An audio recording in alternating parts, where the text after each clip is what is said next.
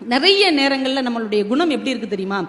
எது நமக்கு தேவையோ அதுக்கு முக்கியத்துவம் தர்றதில்லை. இதனால ஞாபகம் வச்சுக்கோங்க. எது நமக்கு தேவையோ அதுக்கு நாம முக்கியத்துவம் தருவதில்லை. எது நமக்கு தேவையில்லையோ அதற்கு நாம் அதிக முக்கியத்துவம் தருகிறோம். இது உண்மையா இருந்தா கைத்தட்டுங்க, நான் உங்களுக்கு நிரூபிச்சு காட்டுறேன். நீங்க வீட்டுக்கு பலசரக்கு வாங்கணும், அதெல்லாம் ஒரு லிஸ்ட்டில் எழுதுங்க.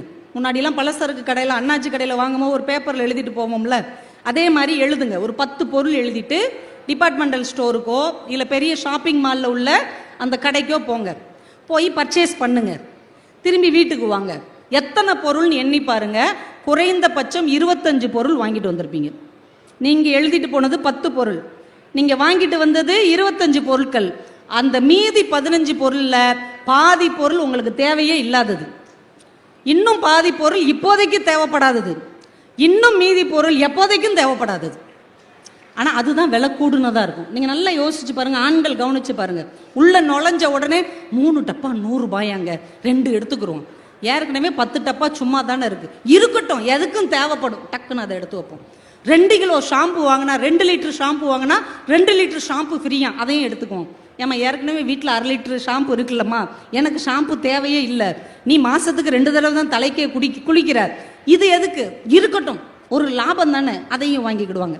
உன்னை கணவர் பார்ப்பார், இவ ஒன்று வாங்கும்போது நம்ம சும்மா இருக்கணுமா, இந்த கிவி பழம் 2 பாக்கெட் எடுத்து போடு, ஏன் வீட்டில் தான் திராட்சை பழம் இருக்குல்ல, அதுவும் இருக்கட்டும், இதுவும் இருக்கட்டும்.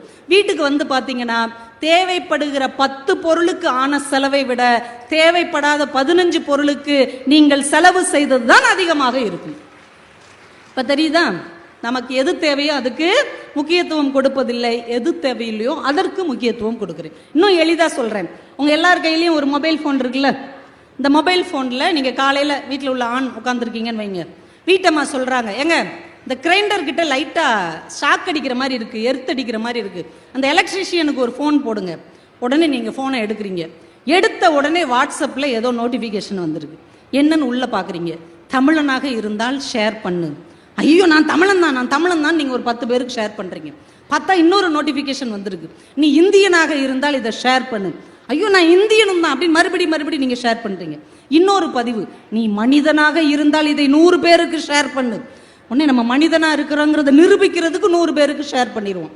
அப்புறம் பார்த்தா ஃபேஸ்புக்கில் யாரோ ஒரு பதிவு போட்டிருப்பாங்க, அதுக்குள்ளே புகுந்து அவங்கக்கிட்ட திட்டி லைக் பண்ணி ஹார்ட் போட்டு அது ஒரு 1/4 மணி நேரம் ஓடிடும். அப்புறம் ரீல்ஸ் எடுத்து பார்த்து, என்னம்மா இந்த பொண்ணு டான்ஸ் ஆடுது, அழகா ஆடுது, இப்படின்னு ஒன்றா பார்த்துட்டு வெளியே வந்தீங்கன்னா 40 நிமிஷம் ஆயிருக்கும். ஆனால் எதுக்கு இந்த ஃபோனை எடுத்தீங்கன்னு உங்களுக்கு மறந்து போயிருக்கும். எதுக்கு எடுத்தோன்னு யோசிச்சுட்டு இருக்கும் போதே அந்த அம்மா கேட்கும், எலக்ட்ரிஷியனுக்கு ஃபோன் பண்ணீங்களா? இதை பண்ணிட்டு இருக்கேன். தேவையே இல்லாமல் 40 நிமிடம் உங்களுடைய வாழ்க்கையில் வீணாக போயிருக்கும். இப்போ உங்களுக்கு ஞாபகம் இருக்கா? எது தேவையோ அதுக்கு முக்கியத்துவம் கொடுக்கறதில்ல, எது தேவையில்லையோ அதற்கு நாம் முக்கியத்துவம் கொடுத்து கொண்டிருக்கிறோம். அதை நமக்கு